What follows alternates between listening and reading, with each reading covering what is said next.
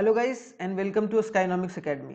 My name is Sunil Kumar Yadav और जैसा कि आप स्क्रीन पर देख पा रहे हैं, आज हम लोग बैलेंस ऑफ पेमेंट पढ़ेंगे जिसका शॉर्ट फॉर्म होता है BOP। तो ये एक बहुत ही इंपॉर्टेंट चैप्टर्स है जो कि एक मैक्रो इकोनॉमिक्स का लास्ट चैप्टर है जिसको मैं एक शॉर्ट में डिस्कस करने वाला हूँ। तो माइक्रो इको का आज ये लास्ट चैप्टर आज हम डिस्कस करने वाले हैं। तो बहुत अच्छे तरीके से हम लोग इन तीनों टॉपिक को डिटेल में डिस्कस करेंगे आज वाले वीडियो में। बैलेंस ऑफ पेमेंट या फिर बैलेंस ऑफ पेमेंट अकाउंट क्या होता है, उसके मीनिंग्स क्या होते हैं, उनको एक तरीके से जानने की कोशिश करेंगे। खास कर मीनिंग या फिर डेफिनेशन, ये दोनों इंपॉर्टेंट है। ठीक है, उसके बाद हम लोग जानने की कोशिश करेंगे कंपोनेंट्स और structure of balance of payment. कि बैलेंस ऑफ पेमेंट में तीन कंपोनेंट्स होता है, जैसे कि करंट अकाउंट। देखो मैं यहाँ पर थोड़ा सा बता दे रहा हूँ। करंट अकाउंट एक होता है, कैपिटल अकाउंट, और तीसरा जो होता है वो ऑफिशियल रिजर्व अकाउंट होता है। क्या होता है? Official reserve account. तो ये तीनों टॉपिक को हम लोग डिटेल में डिस्कस करेंगे और लास्टली हम लोग डिस्कस करेंगे इक्विलिब्रियम और disequilibrium of balance of payment और बैलेंस ऑफ पेमेंट डेफिसिट। कि बैलेंस ऑफ पेमेंट का डेफिसिट, घाटा, मतलब उसका जो डिक्रीज हो जाता है जब एक तरीके से बैलेंस ऑफ पेमेंट, तब क्या कॉन्सिक्वेंसेस होते हैं, तो उनको भी डिटेल में डिस्कस करेंगे। देखो ये जनरली क्या होता है, बैलेंस ऑफ पेमेंट जो रिलेट करता है बाहर वाले कंट्री से रिलेट करता है। मतलब जैसे मान लो कि एक कंट्री इंडिया है, ठीक है, मैं थोड़ा सा ओवरव्यू दे रहा हूँ। एक इंडिया है और दूसरा अमेरिका है, ठीक है। अब इंडिया से मान लो कि एक्सपोर्ट किया जा रहा है। अब मतलब इंडिया से एक्सपोर्ट कर रहे हैं, मान लो एक्सपोर्ट कर रहे हैं। एक्सपोर्ट कर रहे हैं इसका मतलब क्या है, उधर से रुपया आ रहा है ना हमारे पास, रुपया या फिर डॉलर जो भी आ रहा है, ठीक है, रुपया या डॉलर। लेकिन अगर हम अमेरिका से क्या कर रहे हैं, इंपोर्ट कर रहे हैं। क्या कर रहे हैं? इंपोर्ट कर रहे हैं अमेरिका से इंपोर्ट। तो हमारे देश से डॉलर या रुपया जा रहा है कि नहीं, डॉलर या रुपया जा रहा है। तो इसी को बैलेंस कैसे रखा जाए, मतलब मान लो कि जितना हम लोग दे रहे हैं उतना ही हम लोग क्या बाहर से ला पा रहे हैं। जैसे मान लो कि अगर 1000 करोड़ डॉलर अगर हम लोग दे रहे हैं बाहर को, तो क्या उतना ही पैसा 1000 करोड़ डॉलर हमारे पास आ रहा है कि नहीं आ रहा है? तो अगर आ रहा है तो एक तरीके से बैलेंस ऑफ पेमेंट है, दोनों तरीके से बैलेंस तरीके से आ रहा है। तो इसको एक तरीके से बैलेंस रखना बहुत जरूरी होता है कोई भी कंट्री के लिए। क्योंकि जो कंट्री होता है अगर बैलेंस नहीं रखेगा तो उसका खर्चे अगर बढ़ जाएंगे तो कहीं ना कहीं दिक्कत हो जाएगा। हम लोगों ने थोड़ा बहुत इसके बारे में गवर्नमेंट बजट में भी डिटेल में डिस्कस करा था। अगर आप लोगों ने नहीं देखा है रिवीजन के तौर पर, तो आप लोग देख सकते हैं। एक मैक्रो इकोनॉमिक्स का अलग से क्या बना हुआ है, प्लेलिस्ट बना हुआ है CBSE के नाम से, तो आप लोग वहां जाके सर्च कर सकते हैं। तो आप लोग वहां पर आराम से आप लोग देख पाएंगे सारी वीडियोस को डिटेल में विथ प्रॉपर नोट्स। नोट्स से याद आया कि टेलीग्राम पर भी मैं जो होता हूँ वो नोट्स वगैरह भेजता रहता हूँ। तो आप लोग वहाँ से आप लोग डाउनलोड कर सकते हैं और उसको प्रिंट आउट करा के रिवीजन के तौर पर रख सकते हैं। ठीक है, तो चलिए स्टार्ट करते हैं पहले स्लाइड से। तो पहले स्लाइड में क्या बोला गया भाई, बैलेंस ऑफ पेमेंट, जिसको भी बैलेंस ऑफ पेमेंट अकाउंट भी बोलते हैं, उसकी मीनिंग। तो ये क्या होता है कि it is a statement of account showing all the monetary transaction. Monetary transaction मतलब जो भी पैसा का ट्रांजेक्शन हो रहा है, जिसको हम लोग इकोनॉमिक ट्रांजेक्शन बोलते हैं, of a country with the rest of the world. जो हमारे कंट्री और जो मतलब डोमेस्टिक कंट्री और रेस्ट ऑफ द वर्ल्ड से जितने भी इकोनॉमिक ट्रांजेक्शन हो रहे हैं उनको जो रिकॉर्ड किया जाता है वो एक तरीके से बैलेंस ऑफ पेमेंट कहलाता है। ठीक है, एक बार मैं पूरा पढ़ देता हूँ। It is a statement of account showing all the monetary transaction और economic transaction of a country with the rest of the world during a period of time generally 1 year. जो भी एक साल में ट्रांजेक्शन होता है उनको जहाँ रिकॉर्ड किया जाता है, उसको रिकॉर्ड करने का तरीका को हम लोग क्या बोलते हैं, बैलेंस ऑफ पेमेंट बोलते हैं। ठीक है, इसको मॉनेटरी ट्रांजैक्शन को या फिर जिसको इकोनॉमिक ट्रांजैक्शन बोले, कि जो भी हमारे पैसे का लेन देन हो रहा है बाहर की कंट्री से, वो 3 तरीके से होता है। या तो एक्सपोर्ट और इंपोर्ट ऑफ गुड्स हो रहा है, जैसे मान लो कि जो कि हम लोग इसको बोल सकते हैं विजिबल ट्रेड। इसको क्या बोल सकते हैं, विजिबल ट्रेड। विजिबल मतलब जो दिखता है। जैसे मान लो कि बाहर से हमने अमेरिका से क्या मंगवाया अपने देश में, अमेरिका से हमने मंगवाया मान लो कि चेयर, ठीक है। तो चेयर हमारे देश में आया, इंडिया में आया, तो इसका मतलब क्या है, किसे दिखाई, ये दिखाई देता है। तो एक्सपोर्टर इंपोर्ट ऑफ गुड्स, या तो एक्सपोर्ट कर रहे हैं या तो इंपोर्ट कर रहे हैं। दूसरा जो होता है वो होता है export and import of service. अगर आप सर्विस ले रहे हैं, जिसको हम लोग इनविजिबल ट्रेड बोलते हैं, इनविजिबल ट्रेड, इसमें भी ट्रांजैक्शन क्या होगा, रेस्ट ऑफ द वर्ल्ड से होगा, क्योंकि आप ट्रांसपोर्ट कर रहे हो एक तरीके से अपनी मान लो कि कोई बंदा यहाँ पर जो एक इंडियन टीचर है वो अमेरिका के बच्चों को पढ़ा रहा है, ठीक है। ठीक है, अमेरिका के बच्चों को पढ़ा रहा है, मतलब अमेरिका से पैसा भारत में आ रहा है, तो वो क्या दे के आ रहा है, वो सर्विस दे के आ रहा है, तो वो भी किसके अंदर आएगा, वो भी आएगा हमारा बैलेंस ऑफ पेमेंट अकाउंट में। क्लियर।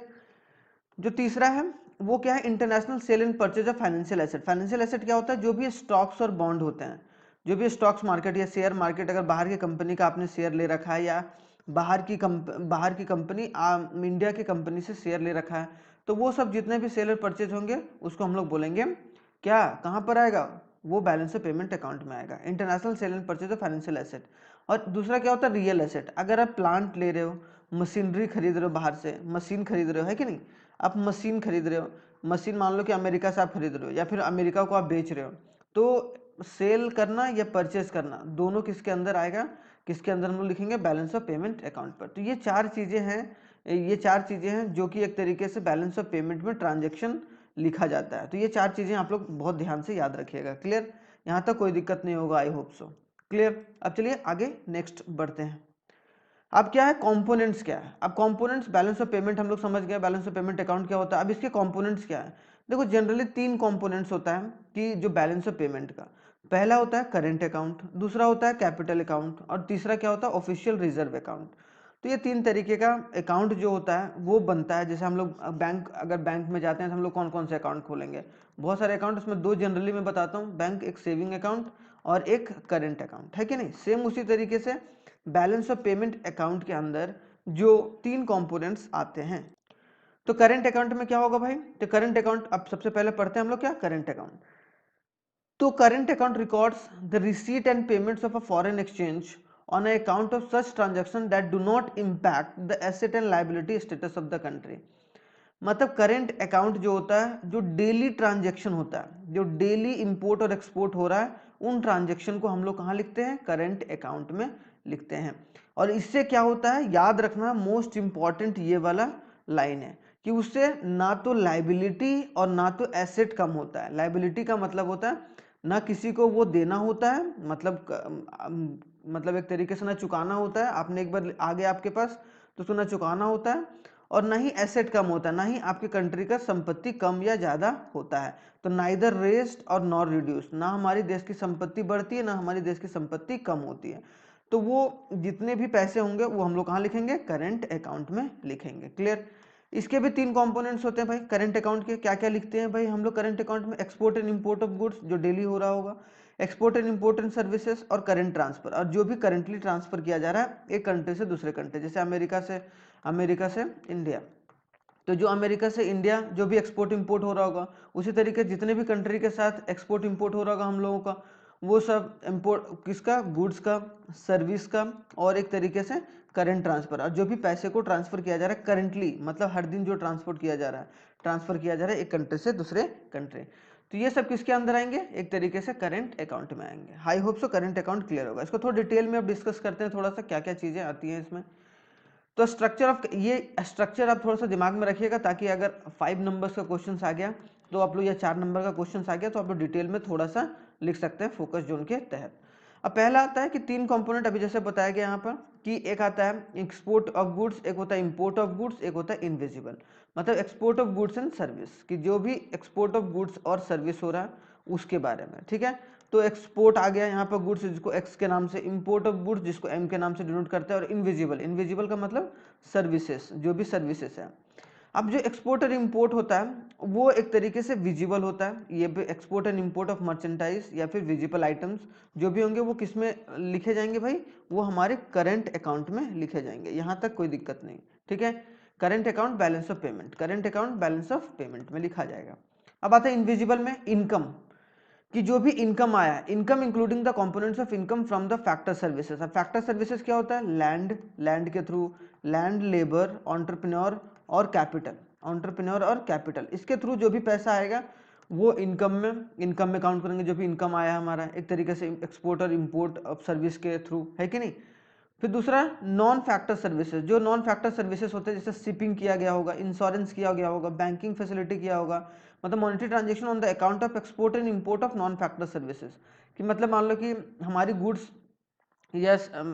जा रही है अमेरिका से, मतलब इंडिया से अमेरिका जा रही है। ठीक है, अब इंडिया से अमेरिका में उसमें इंश्योरेंस भी कराता है लोग, शिपिंग का, शिप्स का ताकि वो सामान वगैरह अगर डूब जाए या कुछ फायर वगैरह लग जाए तो उसको हम लोग इंश्योरेंस के तहत वापस ला सकते हैं पैसों को। या बैंकिंग फैसिलिटी जो दिया जा रहा है उसका जो चार्जेस है वो सब किसके अंदर आ जाएगा, इनविजिबल के अंदर आ जाएगा। और करंट ट्रांसफर जैसे gifts, grants, work, remittance. Remittance का मतलब होता है, देखो याद रखना, रेमिटेंस का मतलब होता है जो लोग विदेश में कमा रहे हो, जैसे बाहर बाहर बहुत सारे लोग हैं जो हमारे देश से बाहर गए हुए हैं। अब बाहर के लोग अगर मतलब बाहर के लोग मतलब जो इंडियंस हैं वो अगर पैसा कमाकर हमारे देश भेज रहे हैं तो वो क्या हो गया, एक तरीके से रेमिटेंस कहलाता है। ठीक है, ठीक है।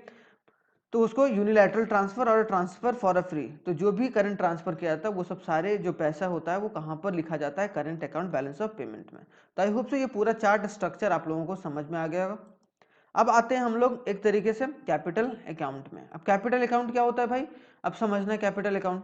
तो कैपिटल अकाउंट रिकॉर्ड्स, वो भी रिकॉर्ड क्या करता है, रिसीट और पेमेंट। रिसीट मतलब एक तरीके से इनकम और जो भी पेमेंट दिया गया है, ठीक है, वो रिकॉर्ड करता है। अब such transaction which cause the impact, जो कि इम्पैक्ट करता है किसमें, एसेट और liability status of the country. मतलब इसमें वैसे ट्रांजेक्शन लिखे जाते हैं जो कि हमारे देश के लाइबिलिटी को बढ़ाता घटाता है या फिर हमारे देश के एसेट को घटाता बढ़ाता है। मतलब या तो बढ़ाएगा या घटाएगा या फिर लाइबिलिटी बढ़ाएगा या घटाएगा, मतलब इम्पैक्ट होगा हमारे लाइबिलिटी में। मतलब इट आइदर आइदर रेज और रिड्यूस, या तो लाइबिलिटी और एसेट रेज कर रहा है या फिर बढ़ा रहा है। किसके रिलेशन से, रेस्ट ऑफ द वर्ल्ड के रिलेशनशिप से। इसमें दो चीज आता है, दो कंपोनेंट्स आते हैं, एक आता है बोरोइंग, एक होता है फॉरेन इन्वेस्टमेंट। अगर मान लो हमने बोरो करा है, हमने बाहर से बोरो करा है, पैसा बोरो करा है, तो वो हम लोग किस में लिख रहे हैं, कैपिटल अकाउंट में लिख रहे हैं। और बोरो कर रहे हैं भाई तो हमें बाद में देना भी है, मतलब हमारे पास क्या है, लाइबिलिटी है, मतलब लाइबिलिटी बढ़ गई है।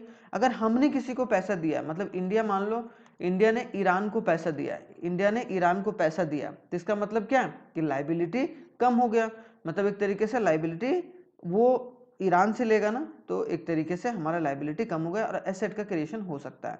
तो फॉरेन इन्वेस्टमेंट, और दूसरा क्या, फॉरेन इन्वेस्टमेंट। अगर फॉरेन इन्वेस्टमेंट हो रहा है तो हमारे देश में एसेट का क्रिएशन हो रहा है। मान लो कि बाहर की कंपनी आके, बाहर की कंपनी जैसे एप्पल की कंपनी अभी फिलहाल क्या, मुंबई में उन्होंने प्लांट लगाया है मुंबई में, तो एक तरीके से क्या हो गया, हमारे देश में एसेट बढ़ रहा है ना, हमारे देश की संपत्ति बढ़ रही है ना उसके थ्रू, फॉरेन इन्वेस्टमेंट के थ्रू।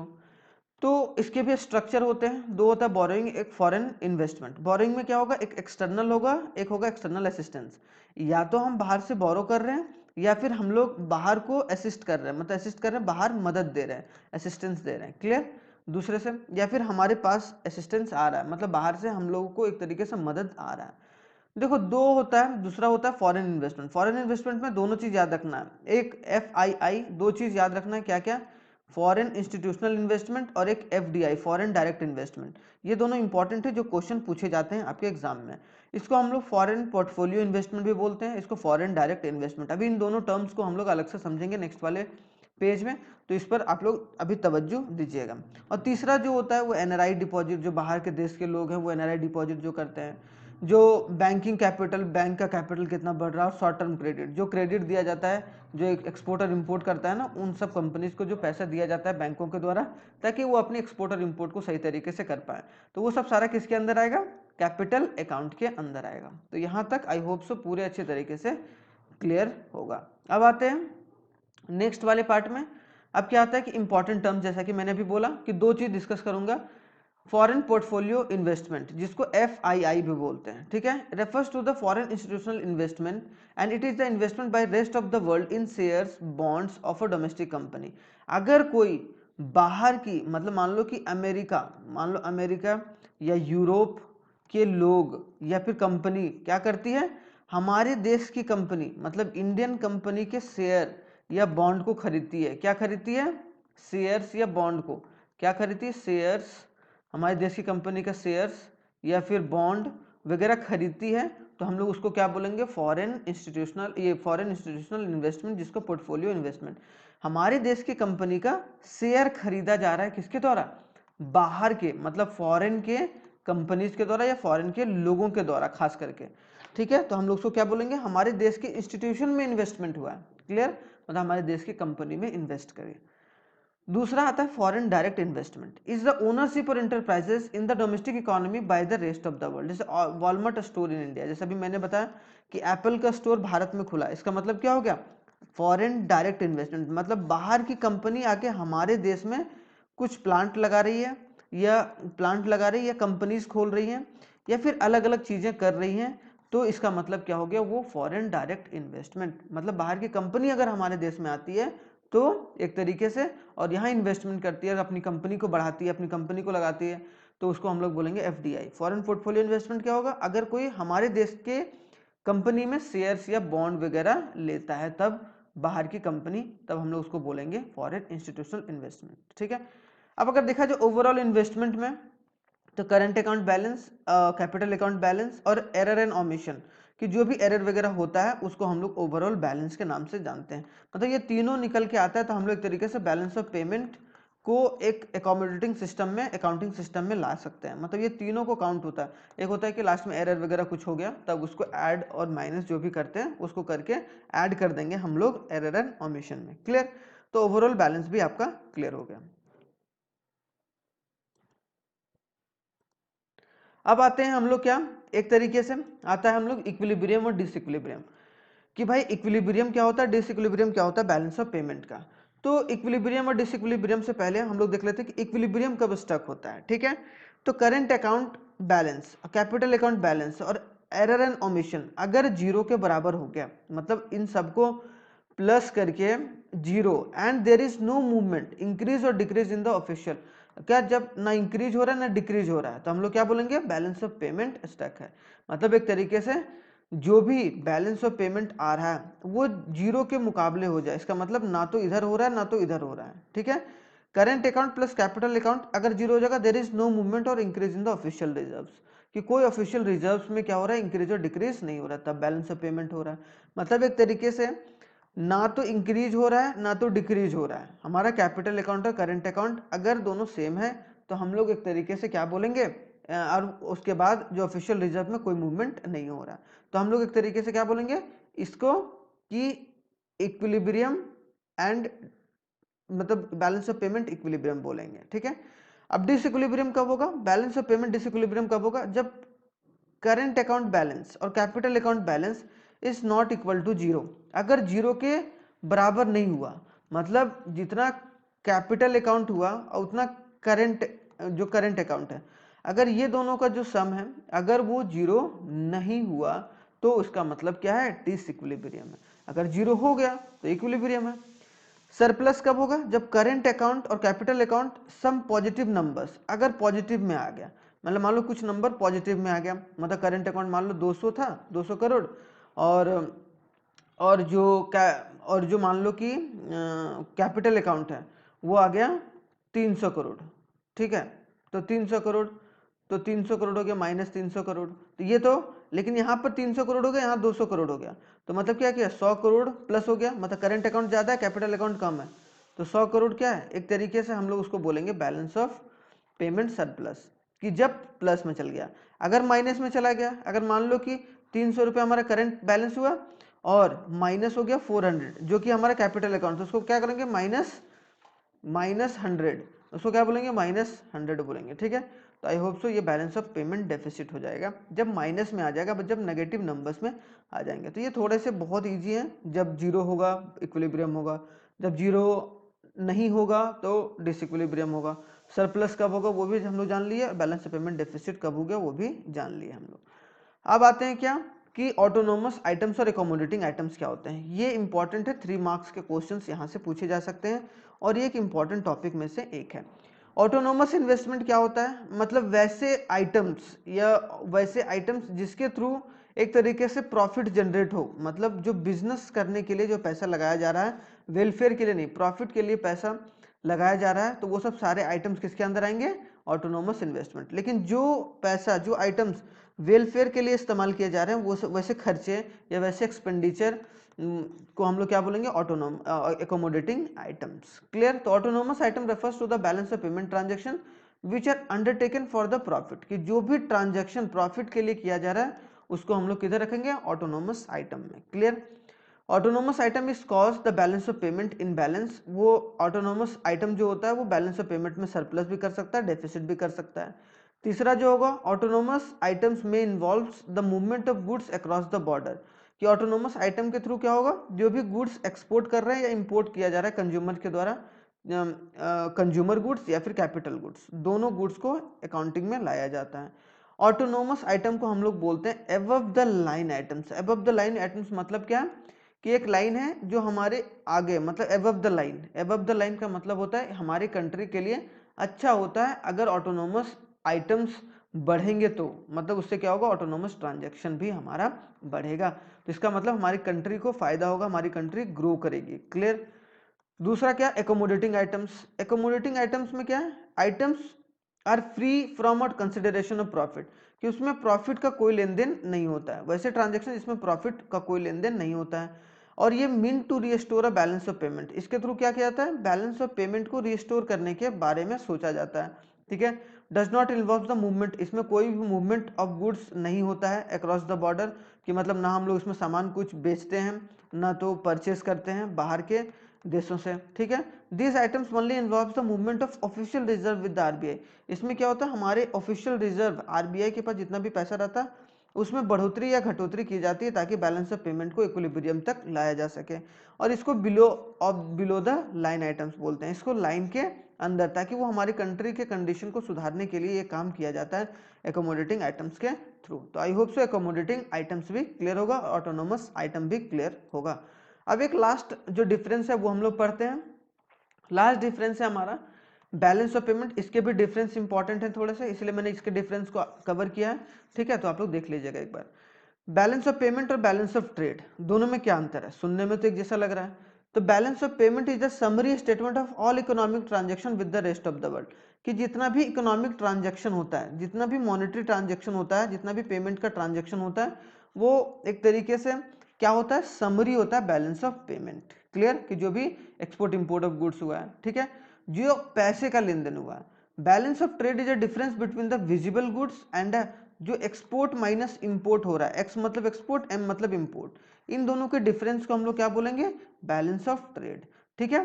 तो इसमें अगर सही है, मतलब एक तरीके से इक्वल है, जीरो है, तो बैलेंस क्या है, ट्रेड क्या बैलेंस में है। अगर जीरो नहीं है तो ट्रेड बैलेंस में नहीं है। अगर पॉजिटिव है तो इसका मतलब क्या हो गया, सरप्लस है। अगर नेगेटिव है तो क्या हो गया, डेफिसिट है balance of trade. Clear.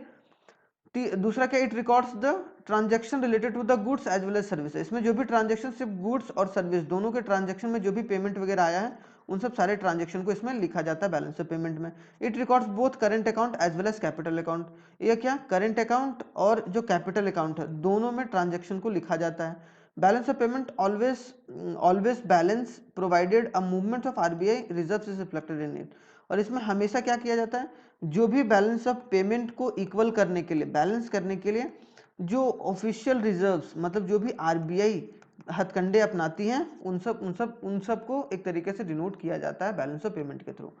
Balance of trade it records only a goods, मतलब इसमें सिर्फ गुड्स होता है, ट्रेड हमेशा गुड्स का रिकॉर्ड किया जाता है बैलेंस ऑफ ट्रेड में। It does not record the capital account transaction, इसमें कैपिटल अकाउंट ट्रांजेक्शन नहीं होता है, सिर्फ करंट अकाउंट ट्रांजेक्शन होता है, वो भी सिर्फ गुड्स का, इसमें सर्विसेज का नहीं। इट इज आइदर पॉजिटिव या negative and balance and only when and it balances only when x is equal to m, मतलब जब एक्सपोर्ट इंपोर्ट के बराबर हो जाएगा तभी बैलेंस ऑफ ट्रेड होगा। इसको बैलेंस करने के लिए कोई अलग से हथकंडे नहीं अपनाए जाते जैसा कि यहाँ पर किया जाता है आरबीआई के द्वारा। जब भी पेमेंट अगर ज़्यादा हो जाता है, कम हो जाता है, तो उसको एक तरीके से इक्वल करने के लिए, बैलेंस करने के लिए आरबीआई अपने तरीके का अपनाती है। ठीक है, अपने तरीका अपनाती है। तो आई होप सो यहाँ दोनों चीज़ कंप्लीट होगा, बैलेंस ऑफ पेमेंट और बैलेंस ऑफ ट्रेड।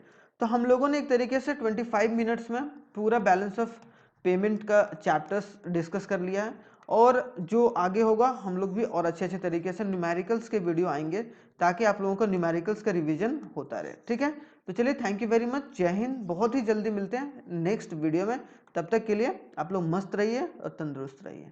चलिए, थैंक यू वेरी मच।